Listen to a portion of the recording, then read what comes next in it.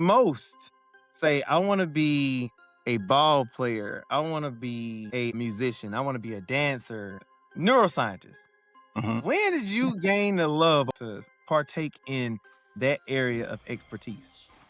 When I was a kid, I was always interested in human behavior. During the time in the 80s where crack cocaine was actually pretty rampant and throughout our neighborhoods, right? And so for me, I was always interested in that behavior. And I thought to myself, people would say, because we grew up in the church, that these drug addictions and stuff that we saw were probably because people lacked discipline or weren't church people, or for whatever reason, it was on them. But when I'm looking at it at that time, I remember thinking it had to be something greater than that, because this drug has people doing things that's counter to their family stability and viability, like robbing and stealing from their kids and moms and this, that, and the other. So you go to church, think about it, do all this stuff, but that's a part of it, but everybody is not like that. And I think we need to make sure that we give people the grace and the space to heal mentally, because there are still biological processes that are happening in the brain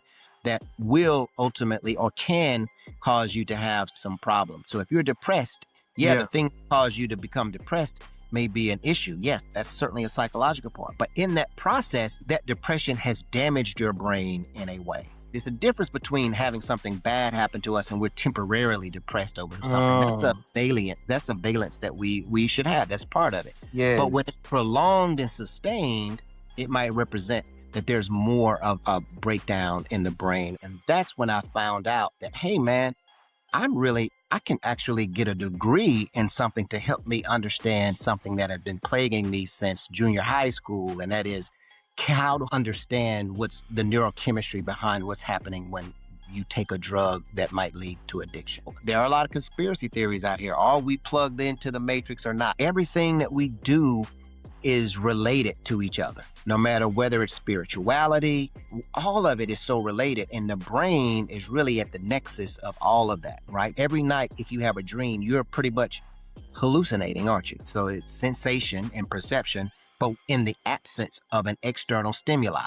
The more you know, the more you realize you don't know everything, but also you realize, oh my goodness, it's amazing that things don't go more wrong than they do.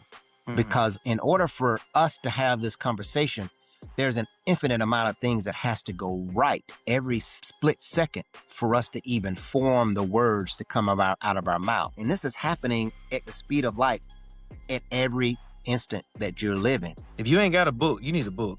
If you ain't got